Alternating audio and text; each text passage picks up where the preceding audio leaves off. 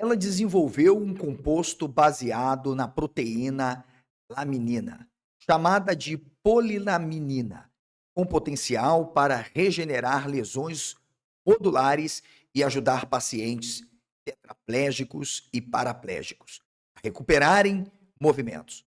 O termo ficou mais conhecido como proteína de Deus. E é claro, não sem qualquer objetivo claro proselitista por trás disso. Ou melhor, uma associação com o termo divino, que surgiu devido a uma combinação de fatores científicos, mas sobretudo carregados de crença, de fé.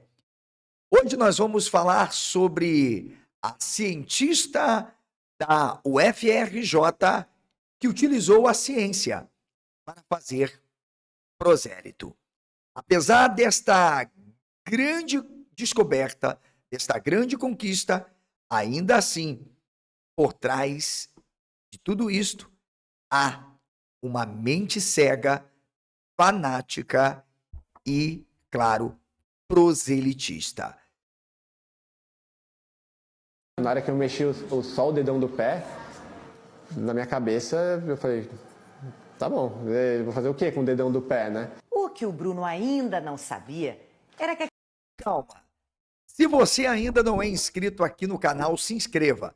Ative o sino para receber notificações. É muito importante, vai aí, veja se o seu sininho está ativado em todos, para que você receba os meus conteúdos diários e as minhas lives. Porque afinal, sem a tua presença, não tem como levarmos este conteúdo a mais pessoas. Porque o meu objetivo aqui neste canal é fazer com que você evolua, se desenvolva, tenha a alta crítica para poder pensar por si mesmo. Dito isto, deixa o seu like, é muito importante para mim.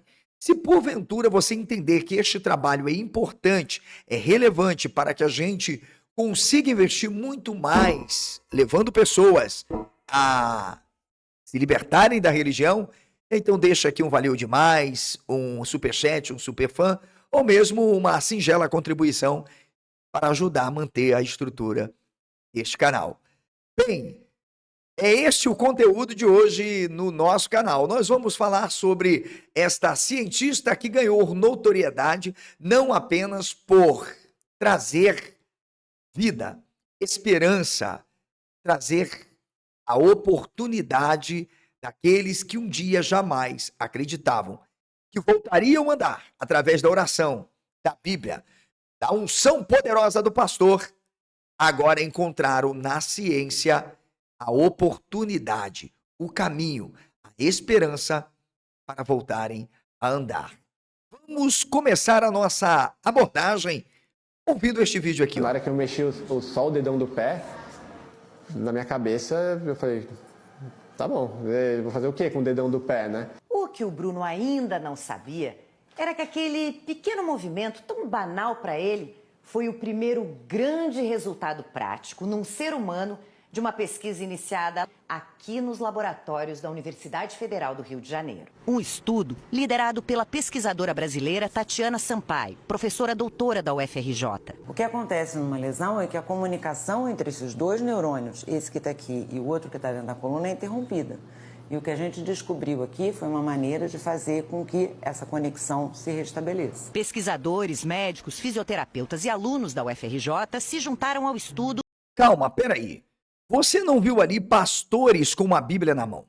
Você não viu ali pastores com um vidrinho com óleo ungido orado no Monte das Oliveiras ou lá no Sinai? Não, você não viu.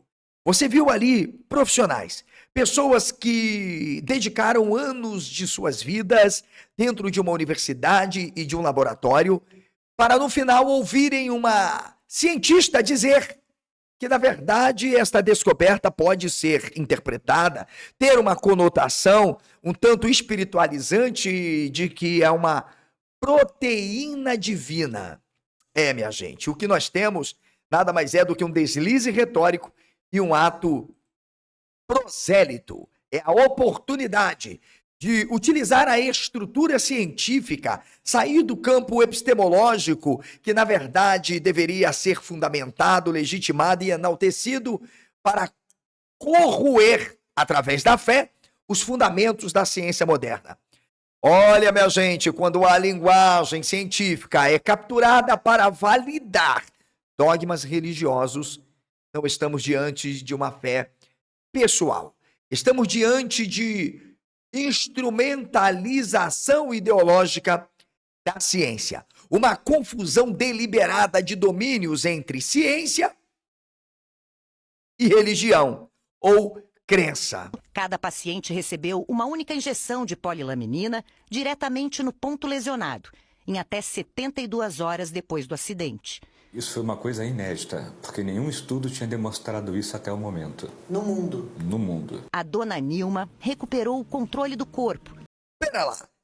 É claro que toda esta interpretação, todo esse alvoroço que está sendo dado, os pastores estão utilizando isto, inclusive, para legitimar a existência de Deus e de um Jesus que só curou paraplégico, tetraplégico, paralítico, surdo, mudo e ressuscitou mortos somente nos evangelhos. Porque fora da Bíblia não há qualquer milagre sem que tenha ali a presença da medicina. Segura, porque eu só estou começando. Você sabe que aquela menina tem forma de cruz, né? Ah, é? Não conta pra ninguém. Essa é outra que não pode contar pra ninguém, porque graças a Deus, ainda não saiu isso. Porque no dia que saiu, eu tô perdida, né? Imagina. Por que você vai estar perdido? Porque aí mesmo que vão dizer que é proteína de Deus. Não, mas é a proteína de Deus. Eu vou te mandar uma... Ah, deixa eu ver. Calma, é evidente que você vai acreditar que ela não fez todo este propagandismo com a intenção de dar notoriedade à sua hipótese ou interpretação daquela molécula ou daquela célula, na verdade, para poder legitimar a existência de um Deus que, na verdade, age na ciência. Chega a ser vergonhoso o que nós acabamos de ouvir. A ciência, ela opera com método. O Jesus da Bíblia é um fracassado. Afinal, na verdade, ele nem existiu. E quando dizem que ele existiu, não é o milagreiro, o filho de Deus, que nasceu de uma virgem. Quer saber mais? É só comprar 2 dos meus livros. Como surgiu Jesus e a verdadeira face do Jesus histórico. Aí você que é pastor, que acredita no santo milagreiro que andou sobre águas, que curou o cego, inclusive fez coxo andar, lamento. Segundo os que se dizem cientistas, ele não existiu. E aí você percebe que você está diante de algo que não consegue operar na ciência, porque a ciência opera com metodologia, com critérios como falsibilidade, reprodutibilidade, evidência empírica. Ah, mas a religião, que essa doutora, especialista, cientista, tentou trazer para dentro de um laboratório, sim, essa religião, ela opera com a revelação, com a autoridade textual, com o dogma. É uma mistura de 2 campos absurdamente distintos que eles dizem que são interdisciplinar, ou seja, que eles dialogam, mas na verdade não, de acordo com Karl Popper, pensando na verdade aqui apenas critérios sobre a metodologia da pesquisa científica, há uma violação de categoria. O que ficou denominado de proteína divina não é um conceito bioquímico. Aliás, diga-se de passagem, essa cientista deveria fazer uma nota de retratação, pois ela acaba jogando todo o seu trabalho por terra, por mais eficiente e importante, esperançoso que tenha sido.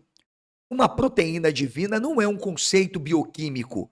Proteínas têm, primeiro, apesar de não ser a minha área, biologia, sobretudo molecular, celular ou qualquer outra, mas é claro, eu sou um pesquisador e eu procuro, é evidente, investigar, porque de acordo com a minha pesquisa, proteínas devem ter sequência de aminoácidos, estrutura tridimensional, função mensurável e, sobretudo, vias metabólicas identificáveis. Aliás, e ela chamou isso de proteína divina.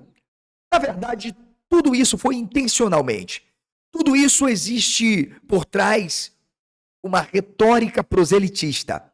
Alguém que está sobrecarregada de crenças, mitos, fábulas, dentro de uma engenharia ideológica, trazendo para um laboratório científico, na verdade, para uma grande conquista da ciência, um Deus que, na verdade, nunca agiu nem vai agir, porque ele nunca existiu. O adjetivo que é denominado divina, como, na verdade, proteína, elimina qualquer possibilidade de teste ou refutação. Logo, não é ciência, é retórica religiosa travestida de vocabulário técnico. O argumento teológico, ele implode em si mesmo. Vamos pensar um pouco aqui, mas depois que assistirmos este vídeo aqui, ó. Você já ouviu falar da proteína polilaminina? Bom, ela tem sido estudada por seu papel essencial na regeneração celular, na reconexão de tecidos e em processos que ajudam o corpo a voltar a andar, a voltar a se mover, a voltar a viver. Recentemente, um caso extraordinário chamou a atenção de muita gente. Um homem paraplégico voltou a andar. Vocês estão percebendo o que uma declaração totalmente tendenciosa, revestida, claro, de toda uma tradição e cultura religiosa foi capaz de fazer? Sim, de introduzir nos púlpitos da igreja. E, na verdade, uma descoberta científica. Tem as mãos de um ser todo-poderoso. Se nós aceitarmos, ainda que por mais absurdo que seja, e com muito respeito, padre, pastor, a tua fé, bispo, reverendo, cardeal, papa, vice-deus. Por mais absurdo que seja, a lógica religiosa inserida no discurso científico surge como uma contradição insolúvel. Vamos imaginar que, na verdade, tudo isso tem a mão de Deus ou de Jesus Cristo? Vamos imaginar, vamos aceitar isso? Interessante, porque ele não continuou agindo como sempre agiu, de acordo com a Bíblia e a historinha que você lê num livro chamado Bíblia. Porque, na verdade, desde quando Deus precisou de qualquer elemento químico ou, vamos dizer, material para poder realizar um milagre? Milagre é milagre.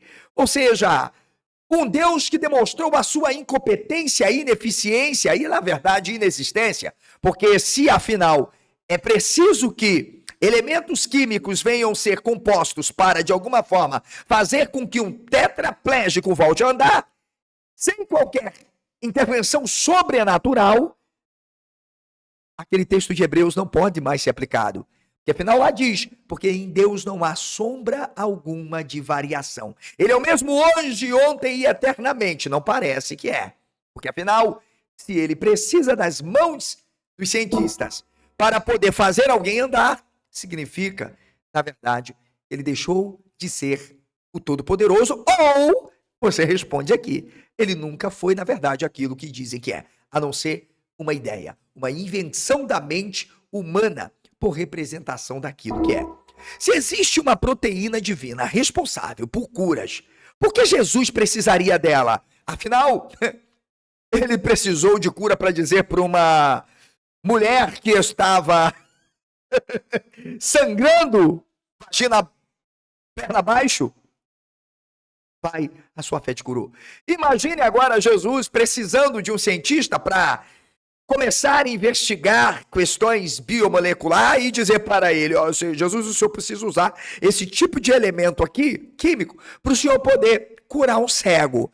Imagine aquele paralítico conforme... Vamos imaginar a cena? Vamos imaginar? Vamos para a cena. Vamos imaginar essa cena aqui, ó.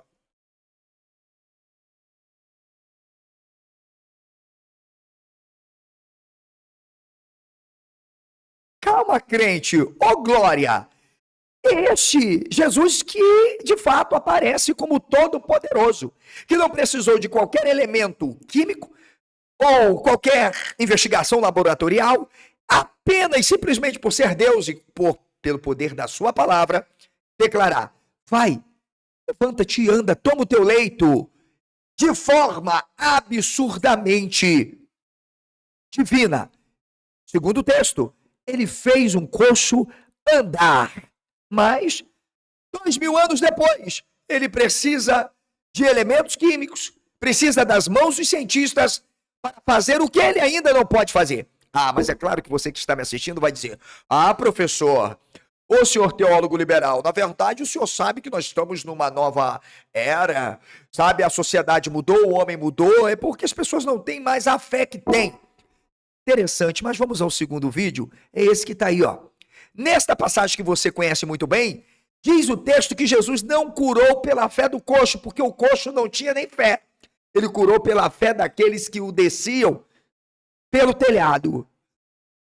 Mas você todos os dias está na Igreja Universal do Reino de Deus, Mundial do Poder, da Igreja do Silas Malafaia, colocando o suor do seu trabalho no envelopinho, acreditando que vai receber um milagre. E que, de fato, vai haver um ser sobrenatural. Segundo eles, está sentado a um trono esperando a trombeta tocar para voltar, para poder operar o teu milagre. Olha que cena linda! Jesus precisando de cientistas para levantar um paralítico.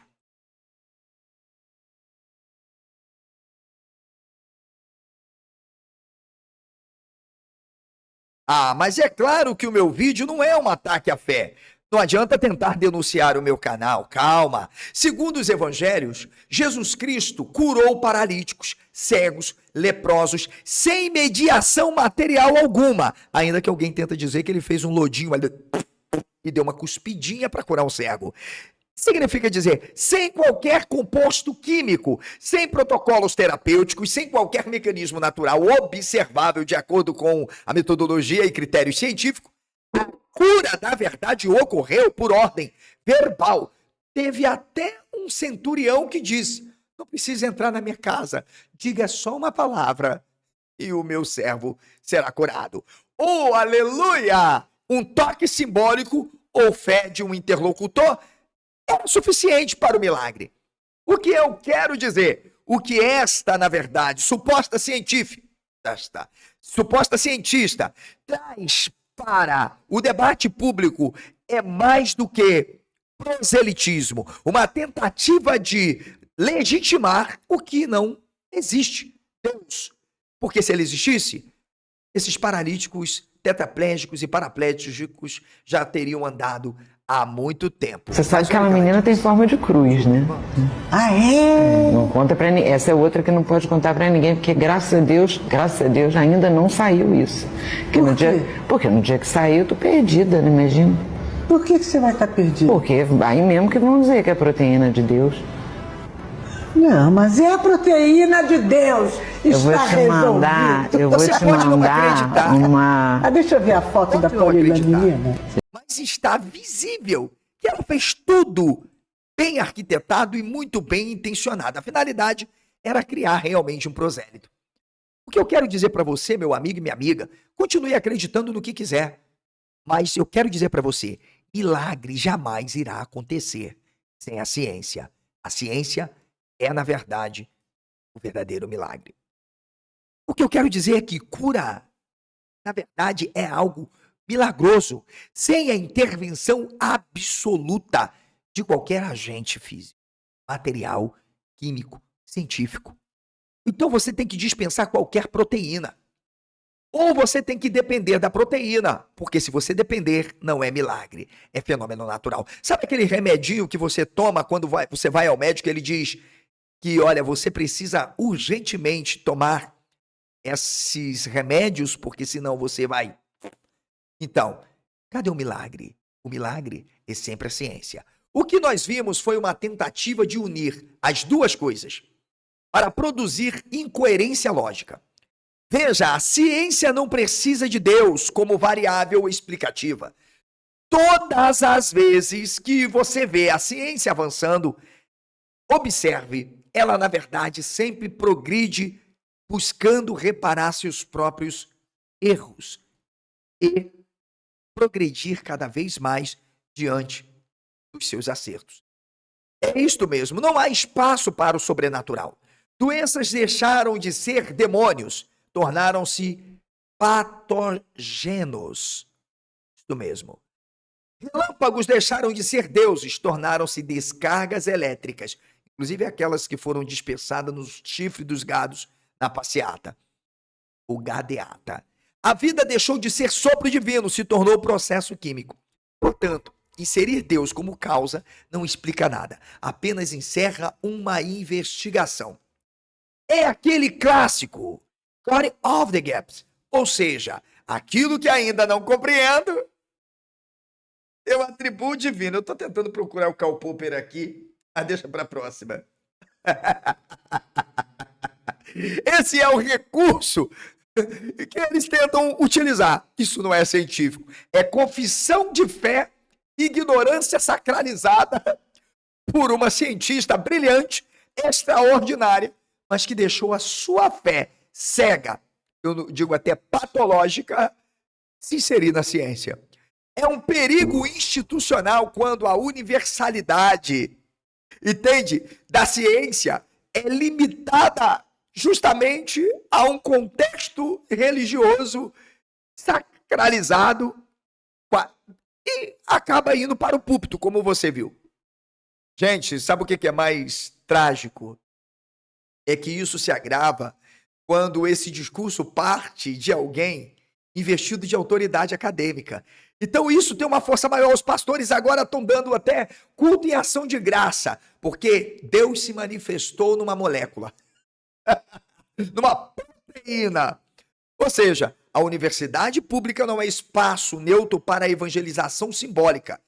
Quando uma cientista usa seu título para validar crença, ela confunde estudantes como obreiros. Ela sacraliza conceitos científicos com dogmas teológicos. Desculpe, senhora cientista, com toda a reverência que lhe é devida, sim. A senhora faz catequese. Sim, a senhora abusa do seu capital científico para fazer prosélito. A sua fé pode ser manifestada na esfera privada. Sim, mas jamais ousar querer dar uma interpretação esdrúxula de que é uma proteína divina e no formato de cruz. Portanto, por que no formato de cruz? Será que se fosse no formato da suástica ou de um suíno como símbolo do Império Romano, ou quem sabe até, né, de outros símbolos que nós conhecemos, que é até ruim falar aqui, ela diria, olha, tá aqui, não, mas porque foi no formato da cruz, tem a ver com o divino. Ela só deveria saber que a cruz não é o símbolo principal do cristianismo. Nunca foi, tá? Aliás, é o peixe. Isso não é fé privada, isso é proselitismo institucional. A ciência erra, mas a ciência corrige. A religião erra e canoniza o erro. E se você discordar, chama de heresia. Aliás, até mesmo de intolerante, cristofóbico ou deusofóbico. A ciência falha? Claro que falha. E aí é que está a beleza da ciência. Porque justamente, se ela não falhasse, não seria ciência. Salve os grandes cientistas. Mas a ciência, ela corrige seus próprios erros. E foi justamente por acreditar numa intervenção divina em efeitos supostamente sobrenaturais que 800 mil pessoas foram parar no Chilindró. Porque, afinal, até a vacina era comunista. A religião falha? Sim. Só que ao falhar, ela transforma o erro em dogma e tenta justificar os seus próprios erros com outros erros. A diferença que nós estamos vendo, pessoal, não é moral, ela é estrutural. Eu sei que o meu canal recebeu uma levada muito grande aqui de cristãos, católicos, protestantes, pessoas indiferentes à religião. Eu quero deixar claro que eu sou um cara totalmente democrático, respeitoso, gosto do diálogo plurireligioso e até ecumênico, mesmo sendo ateu. Mas uma coisa é pensar ateísmo e pensar ciência. Aqui eu não penso ateísmo, eu penso ciência. E é, portanto, a ciência que prevalece. Lamento a sua fé. Quando a religião tenta se legitimar pela ciência, ela faz porque perdeu o poder explicativo próprio. Significa dizer, por que Jesus não cura? Por que Jesus não faz o cego ver, o coxo andar, o surdo ouvir? Eu não vou nem pedir para ressuscitar mortos. Porque, na verdade, tudo é invenção, tudo é mito, Tudo foi maneira dramatológica de explicar, enfeitiçar, trazer justamente o fetiche para que as pessoas pudessem ser tomadas por uma histeria coletiva e de uma crença do improvável. E, portanto, a fé não é o problema. O problema é a fraude epistemológica que aparece agora sendo legitimada pelas declarações de uma cientista. Ninguém precisa se abdicar da fé. O problema começa quando metáforas viram explicações, crenças viram hipóteses e Deus vira molécula, proteína. A ciência não precisa de adjetivos sagrados para funcionar. Aliás, nunca precisou. Ela não cura porque é divina. Ah, calma assim, professor. Ela cura porque é testável. Ela é corrigível. Ela é baseada em realidade. Portanto, eu aqui repudio as declarações desta cientista, apesar de reconhecer com muito mérito que lhe é devido esta grande conquista. Porque, na verdade, toda tentativa de batizar a ciência não a engrandece, a reduz quando ela é subjugada. A crença ou tentam conciliar interdisciplinarmente. E Deus operou através dos cientistas e deixou uma identidade, uma proteína, uma molécula em formato de cruz para dizer, tá aqui, eu não posso mais curar sem precisar do elemento químico. Porque afinal eu não sou Deus. Eu preciso dos cientistas para se desenvolverem e pesquisarem, investigarem e operarem os milagres que eu não consegui operar. Isso revela o medo da religião de desaparecer onde o conhecimento avança. E eu vou ficando por aqui, pedindo a você que quer pensar, quer refletir, quer se desenvolver. Entre no meu grupo do Telegram. Olha só, você não paga nada. Você vai receber todos os dias materiais totalmente exclusivos, instrumentos de batalha cultural, intelectual, científica, para que você possa me ajudar a combater tudo isso. Então, o link do Telegram vai ficar aqui. Se você gostou desse conteúdo, deixa um valeu demais. 99 centavos, R$1, você me ajuda. Lembrando que eu até mostrei hoje cedo para vocês, nós estamos com internet nova, aumentamos o nosso mega e tudo bonito, e eu preciso do teu trabalho para continuar combatendo isso aí que você está vendo, a instrumentalização da ciência através da religião para legitimar um Jesus e um Deus que não cura, nunca curou e nunca vai curar. E a ciência vai continuar avançando e eu tenho a certeza que muitas coisas nós ainda veremos acontecendo. Deixe o seu like, comente, um grande abraço e eu espero você em um próximo vídeo.